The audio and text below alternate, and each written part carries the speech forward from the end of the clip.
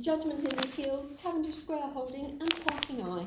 Lord Sumption will explain the decision of the court. These two appeals were heard together because they raise common and important questions of law. Mr Beavis parked his car in the privately owned car park of a shopping centre in Chelmsford. Some 20 notices, prominently displayed, informed him that the maximum permitted stay was 2 hours, that parking was free up to that time, but that he would be charged £85 if he stayed for longer. By entering the car park, Mr Beavis made a contract with its operators on the terms of the notices. He stayed for an hour over the limit and received a bill for £85. In these proceedings, his complaint is that this was excessive and unenforceable. In the other appeal, Mr Makdessi sold a controlling interest in the Middle Eastern advertising agency that he had founded. The buyer, a company in the WPP group called Cavendish, agreed to pay up to $147 million, depending on a calculation of the profits. The contract provided that for a period after the sale, Mr Makdessi was not to compete with his old business. If he did, he would lose the right to the final instalments of the purchase price, and he would have to sell his remaining shares to Cavendish at a price which disregarded goodwill and was therefore relatively low. He objects to these consequences, which, like Mr Beavis, he regards as excessive. These two transactions could hardly be more different, but they both give rise to the same question, namely, what is the ambit of the penalty rule in English law? The penalty rule is a rule of common law.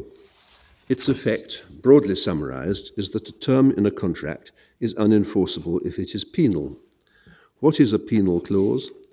The traditional view is that a clause is penal if it imposes financial consequences on a contract breaker out of all proportion to the damage which the breach could reasonably have been expected to cause at the time the contract was made.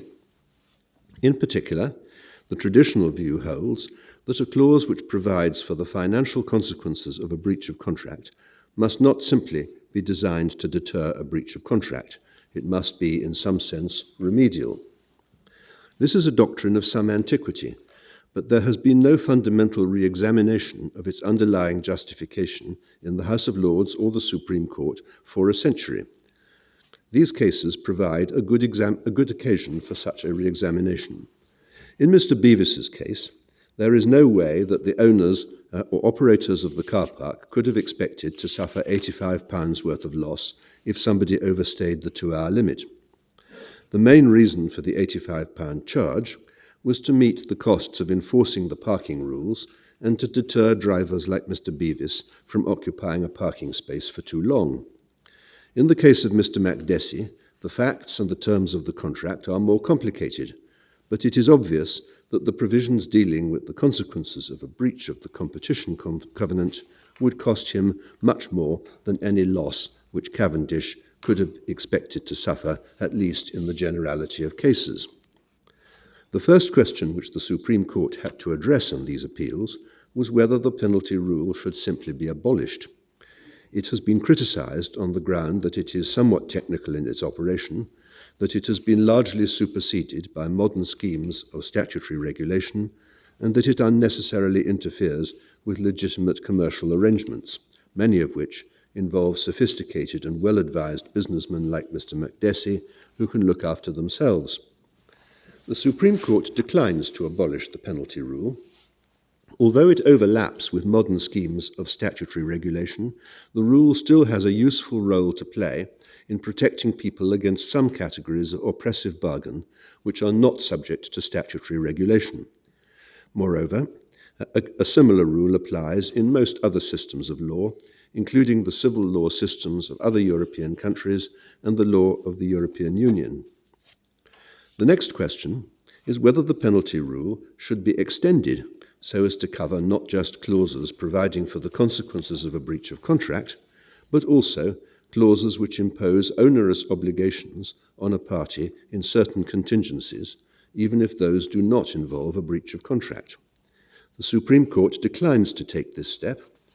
The common law allows the courts in some cases to regulate the remedies for a breach of duty, but the courts have never had a power at common law to regulate the party's primary obligations. So the question arises, to what extent can the parties agree the financial consequences of a breach of contract? The Supreme Court considers that the underlying rationale of the penalty rule has been misunderstood, as a result of which it has been applied in many situations where it is both unnecessary and unjust. Statements which assume that the penalty rule is just about the reasonableness of contractual damages clauses, or that the rule forbids all deterrent clauses in agreements, are unhelpful. In the Court's view, the true principle is that a clause providing for the consequences of a breach of contract is unenforceable if it imposes on the contract breaker consequences which are out of all proportion to any legitimate interest of the innocent party in its enforcement.